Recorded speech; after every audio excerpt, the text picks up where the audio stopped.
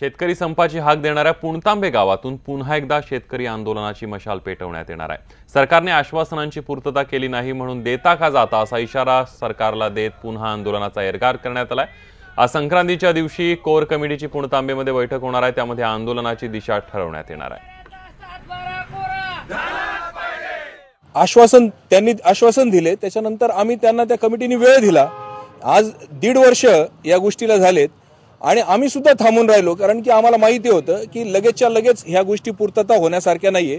परंतु 1.5 वर्षानंतर ज्या वेळेला आम्ही बघितलं की जे काही आंदोलन झाले ते सगळेच आंदोलन सरकारने सगळ्यांनाच फसवलं। त्या ठिकाणी 15 तारखेला संक्रांत आहे, ही सरकारवर संक्रांत येईल जर सरकारने दिलेले आश्वासन पूर्ण करणार नसेल। आणि प्रमुख म्हणजे सरकारने त्यावेळेला जी कर्जमाफी सांगितली, आता त्याहीपेक्षा आमचं म्हणणं आहे की उतारा कोरा करा ही आमची मागणी होती। आज आम्ही उतारा कोरा करा याच मागणीवर ठाम आहे, अन्यथा देता की जाता असा एक इशारा आम्ही या निमित्तानं सरकारला देतो आहे।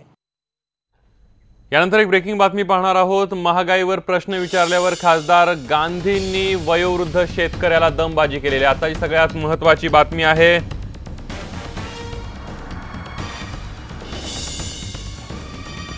आपण बघतोय महागाई वाढली अशा प्रश्न विचारला, त्यावर कुठे महागाई वाढली म्हणत भर सभेमध्ये नीट बोलायला सांगत शेतकऱ्याला सुनावलं होतं। यापूर्वीही मनपा निवडणुकीमध्ये मंत्री पंकजा मुंडे यांच्या सभेमध्ये खासदार गांधी यांनी अशाच प्रकारचं मगरुरीचं वर्तन केलेलं होतं। नेमकं गांधी काय म्हणालेत बघूया। सगळ्यात जास्त दिलीप गांधीने मदत केली आहे, मग नीट बोलायचं, हो नीट बोलायचं, नीट शांतपणे बोला। काय पद्धत आहे तुमची काय पद्धत आहे बोलायची?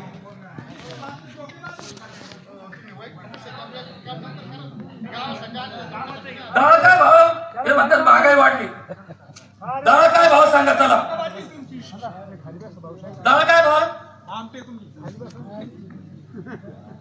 किती रुपये भाव होती डाळ? सगळ्यात जास्त दिलीप गांधीने मदत केली आहे, मग नीट बोलायचं, हो नीट बोलायचं, नीट शांतपणे बोला। काय पद्धत आहे तुमची? साहेबराव कोकणे आपले प्रतिनिधी आपल्या सोबत आहेत थेट नगरवरून। साहेबराव, आपण बघतोय की लोकप्रतिनिधीनं जनतेच्या प्रश्नांना खरं तर उत्तर द्यायला हवीत, मात्र कुठंतरी खासदार दिलीप गांधी हे दमबाजी करताना दिसतायत। पहिली वेळ नाही, दुसऱ्या वेळेला संदेश अतिशय संकटजनक घटना आहे, कारण लोकप्रतिनिधीचा भागच तो आहे किंवा ज्या लोकांनी आपलं मत मतदान केलं आहे त्यांच्या बाजू पुढे शासनापर्यंत मांडायचे असतात। साहेबराव, मी तुला थांबवतोय कारण खासदार दिलीप गांधी स्वतः आपल्या सोबत आहेत। दिलीपजी, हा सगळा प्रकार आम्ही बघतोय, तुम्ही एका नागरिकाला दमबाजी करताय या व्हिडिओमध्ये। नाही हो, कशाची दमबाजी करताय? काय दम? आता तो त्याचा अग्रेसिव्ह बोलला आहे, तुम्ही असं नका करू ना प्लीज। त्याला दम देण्याचं काय कारण आहे? माझं, मी सभा चालू आहे माझी, आणि सभेत तो म्हणत होता की मध्ये AFC 95 बद्दल तो बोलत होता। तुम्ही म्हणणार बाबा हे बोलतोय, अहो साहेब दोन्ही महागाई म्हणणारे, बाबा महागाई आता डाळ काय भाव होती आणि डाळ काय भाव आहे आता? नाही, पण गांधी साहेब, हे सगळं तुमचं म्हणणं ठीक आहे, पण एखादा मतदार जर प्रश्न विचारत असेल तर त्याच्या प्रश्नाचं निरसन करणं हे लोकप्रतिनिधीचं काम आहे। आता मग तशाच पद्धतीने बोललोच आहे मी की आता डाळ काय भाव रे, समोर लोकांना विचारलं। तुम्ही बाकीचं सगळं पाहा ना, ते क्लिप तर तुम्ही नाही, बाकीचं सगळंच बघतोय। तुमचा जनतेला सगळ्या जनतेच्या समोर विषय झाला, तुमचा सांगितलं, लोकांनी स्वतः सांगितलं तर डाळ 35 रुपये, कोण म्हणाला 28 रुपये, 30 रुपये, असा विषय झाला। दिलीपजी, तुमचा सूर अजिबात समजून सांगण्याचा नव्हता। तुम्ही काय बोललाय ते एकदा परत ऐका।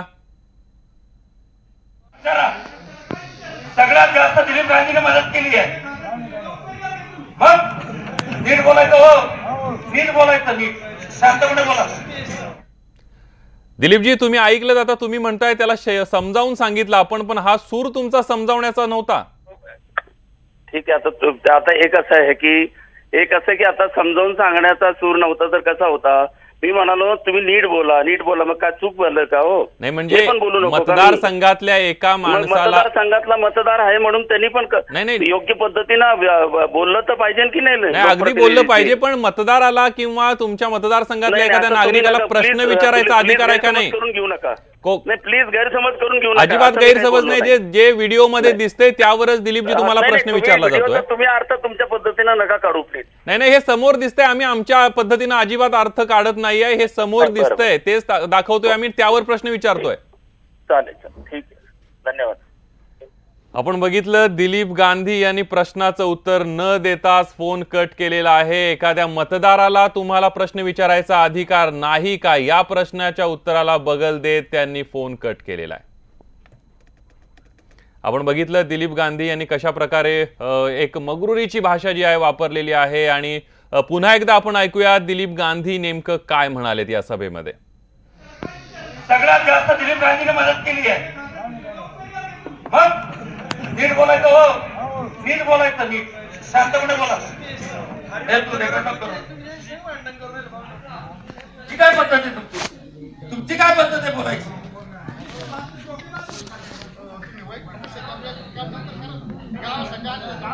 डाळ काय भाव हे म्हणतात महागाई वाढली.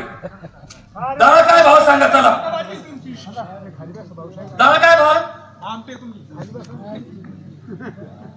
किती रुपये भाव होती डाळ. सगळ्यात जास्त दिलीप गांधीने मदत केली आहे. मग नीट बोलायचं हो. नीट बोलायचं नीट शांतपणे बोला. ती काय पद्धत आहे तुमची काय पद्धत आहे बोलायची.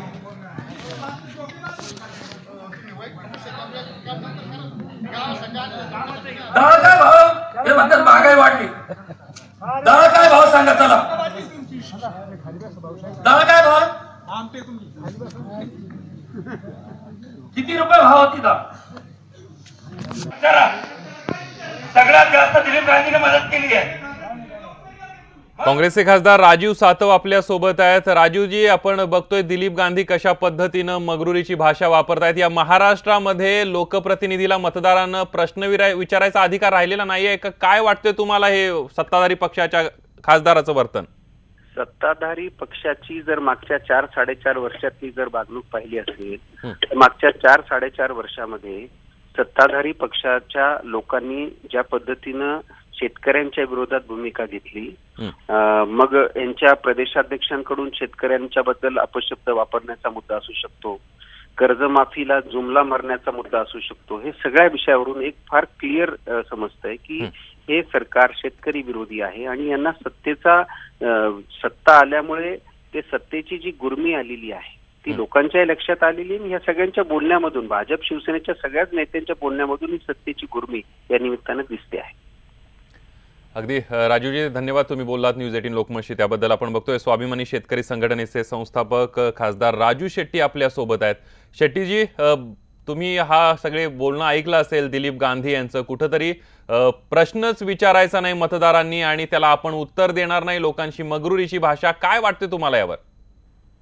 दिलीप गांधी खरं तर ज्येष्ठ खासदार आहेत, 3 वेळा ते निवडून आलेले आहेत. त्यांना एवढं समजायला पाहिजे की लोकप्रतिनिधी हा जनता आणि सरकार यामधला दुवा असतो आणि सर्वसामान्य जनतेनं आपली गाणी कुणापुढे मांडायची, त्यांनी लोकप्रतिनिधी समोरच मांडायचे असतात. आणि त्यांनी समजा लोकप्रतिनिधीकडून त्यांची अपेक्षा असते त्यांनी राज्य सरकारकडे जावं, केंद्र सरकारकडे जावं आणि ज्या आपल्या वेदना आहेत, जी आपली दुःख आहे ती त्यांनी पोच करावी. त्यासाठी तर घटनेनं लोकप्रतिनिधीचं पद निर्माण केलेलं आहे. आणि अशा परिस्थितीमध्ये एखादा प्रश्न विचारणाऱ्या शेतकऱ्याला गांधीगिरीनं उत्तर देण्याच्या ऐवजी दिलीप गांधी जर का दमदाटी करत असतील तर ते चुकीचं आहे. आणि मला असं वाटतं की मोदींची सवय हळूहळू त्यांच्या सगळ्याच कार्यकर्त्यांना लागायला लागली का असं वाटायला लागले. पण अशा प्रकारची भाषा चालत नाही लोकशाहीमध्ये. महात्मा गांधींनी अशा प्रकारानं उर्मटपणाला नम्रतेनं उत्तर दिलेलं होतं. गांधीजींना ते दिलीप गांधींना ते सांगावं लागेल, नाहीतर जनता सांगेल की हे असलं चालत नाही. अगदी शेट्टीजी, कुठेतरी मतदान मागायला जायचं निवडणुकांपुरतं आणि लोकांनी फक्त मुकाट मतदान करायचं, प्रश्न विचारायचा नाही, असं कुठेतरी दिसून येतं यामध्ये. निश्चितच म्हणजे आम्ही सत्तेत आहोत आणि आम्हाला कोणी हरवणारच नाही आणि आम्हाला कोणी विचारणारच नाही. हा जो विचार आहे, हा जो दर्प आहे तो हळूहळू खालपर्यंत पाजरत चाललेला आहे. त्याचं हे द्योतक आहे. अगदी धन्यवाद राजू शेट्टी, तुम्ही न्यूज 18 लोकमतशी बोलला त्याबद्दल. आपण बघितलं स्वाभिमानी शेतकरी संघटनेचे खासदार राजू शेट्टी आपल्या सोबत होते आणि दिलीप गांधी यांनी ज्या पद्धतीनं भाषा वापरलेली आहे, ज्या पद्धतीनं शेतकऱ्यांना दमदाटी केलेली आहे, त्याचा कुठंतरी निषेध होताना दिसतोय.